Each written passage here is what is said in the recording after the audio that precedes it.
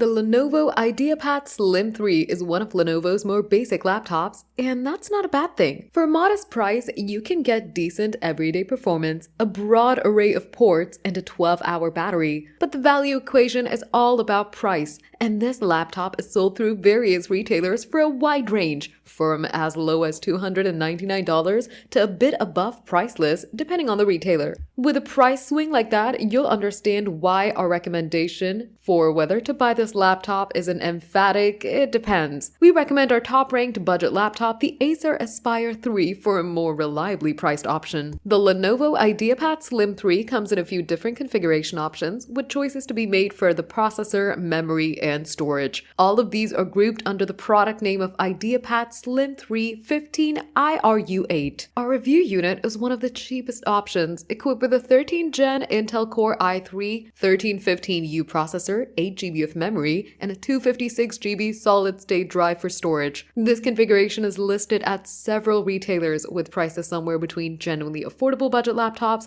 and not so cheap $643 at Walmart from a third-party seller. Lenovo also lists the IdeaPad Slim 3 15IRU8 with up to an Intel Core i7 1355U, which bumps the integrated graphics from Intel UHD to Intel's Iris Xe, 16GB of RAM, and 1TB SSD. That obviously sounded a lot more capable, but it's also harder to find, and when you do find it, it rings up at more than $1,000. At that price, several higher quality options than an IdeaPad become available anyway. Dressed up in a color Lenovo calls Abyss Blue, the IdeaPad Slim looks decent enough knowing its price range. The 15-inch laptop looks like a fairly standard Lenovo model with a small Lenovo badge on the lid and a noticeable lip at the front of the lid that serves as an extension to fit the webcam and shutter into the otherwise slim screen bezel. Measuring 0.7-inch thick and weighing just 3.6 pounds, it's also pretty light for a desktop replacement. The problems creep in when you start looking at the all-plastic construction. While less expensive materials are hardly a surprise for a laptop in this price range, the construction does little to hide the compromises made in the name of cost savings. You won't feel much flexing if you pick up the laptop by one corner, but you'll definitely feel it as you open and close the lid. If you're the sort to hammer on the keys as you type, you'll feel some flexing in that event too, but most people don't subscribe to that high-impact typing style. Lenovo rarely makes a truly lousy keyboard, but this one does have a mushy feel, even if the spacing and key travel are still sensible and comfortable. The keyboard includes a 10-key number pad, which is welcome, plus a fingerprint reader integrated into the power button, which is our favorite form of biometric security since it makes signing on seamless. The touchpad is a bit of a throwback, with a size that would be more at home on a laptop from before 2020. Compared with the spacious touchpads that are common on laptops now, the 4x2.7-inch surface feels small. It also feels cheap. It's not as substantial as you get on a more premium model, and it has a little rattle to it when tapped. It's also placed too far to the left. That does center it beneath the spacebar, but thanks to the addition of a number pad,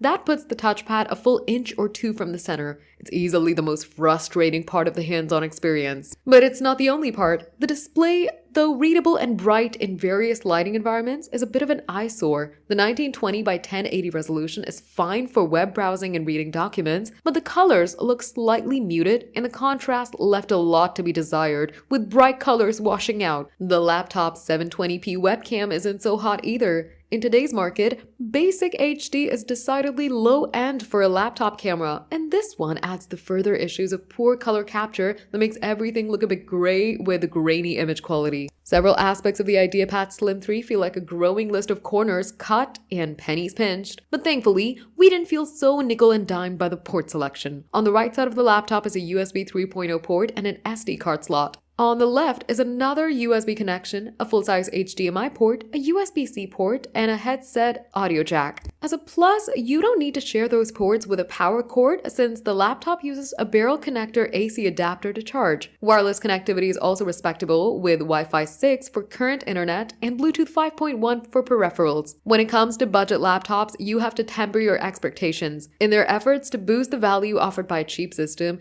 manufacturers will tweak various features, emphasizing one feature to offset overall mediocre specs, or polishing up one aspect of the machine to entice buyers to overlook middling performances or less than premium construction. It's all a balancing act, focused on delivering enough capability while maintaining the thin profit margins that low prices create.